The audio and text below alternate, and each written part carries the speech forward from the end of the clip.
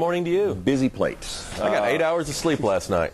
I'm surprised you've had 8 hours in the last 3 or 4 days. Well, that's because I conked out at 9 o'clock. Yeah. But nonetheless, I feel fully rested today. I'm ready to take something on. All right, it's been busy since the mayor's got here, and then on the tail end of that, you get this big flooding event. Give us the latest as far as the city and the damage and things like that. From the well, just unbelievable rain in a low amount of time. You know, we can handle large amounts of volume, but when you get the flow at the level that it was coming in at, that 10 inches of rain in basically a very compressed time frame, I never would have believed that Oklahoma City could see flooding like we saw on Monday. It's beyond comprehension.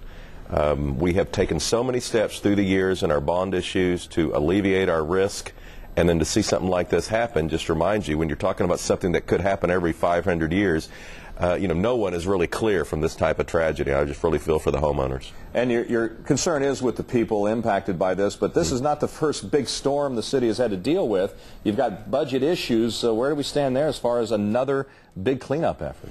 Well, we will try and be involved with helping the neighbors clean up. You know, we try to come in, and as we do in tornado relief, and help them clean up afterwards. But, you know, there's a limit to what we're able to do, and we rely on the state and the federal government to come in, and hopefully FEMA will come in, and this will be declared a disaster, and we'll be able to get some relief to the citizens. And we'll be involved on, just kind of the end of trying to help it occur. But we won't be on the funding end for much of it. All right, that came in on the tail end of you hosting a whole bunch of fellow mayors at the U.S. Conference of Mayors, and it ended with something getting a lot of attention nationwide, and that was a resolution passed by the mayors condemning the Arizona immigration law, and another calling on other states not to pass similar legislation. According to the paper, you didn't vote yes or no on the issue, and your thought process along this line. Well, where mayors agree is that we think the federal government needs to come in and put out some sort of immigration policy that can be enforced. As mayors, what we see is our police officers continually being called upon, and with the implication that we need to be enforcing national immigration policies. We don't have the authority to do that. We can't do it. And so what we want most of all is for the federal government to get involved. Now, I was working on the immigration issue and kind of looking at it, and it looked as if that's what we were going to support, and then some language started creeping in about amnesty and things like that, and I said, I don't want any part of this.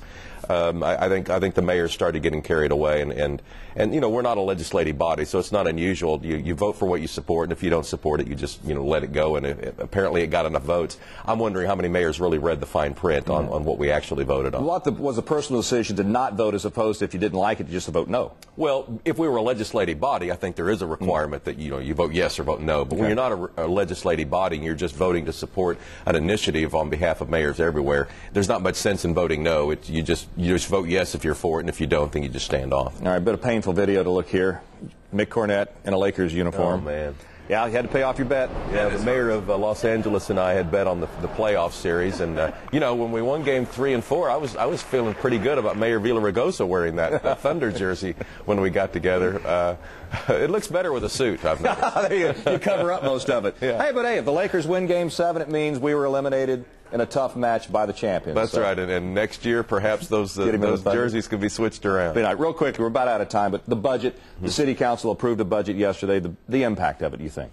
Well, it shows the tough economic times we're in. There's some slight reductions in services, but nowhere near what other large cities across the country are facing. And we have some good economic news coming our way now. We're hoping that 2011 will be much better than the 2010 budget. Most of the jobs cut, though, are vacant, so that's a good thing. Yeah, I think at the end of the day, they might all be vacant. But you're right. At this point, we haven't identified any employees that are going to lose their job. All right. Oklahoma City Mayor Mick Cornett, been a busy 3, 4, 5 days for you, sir. It certainly has. Hopefully you can get a little more 8 hours at night, so that would be nice. Probably not, but thanks anyway. Well, thanks for getting up and joining us.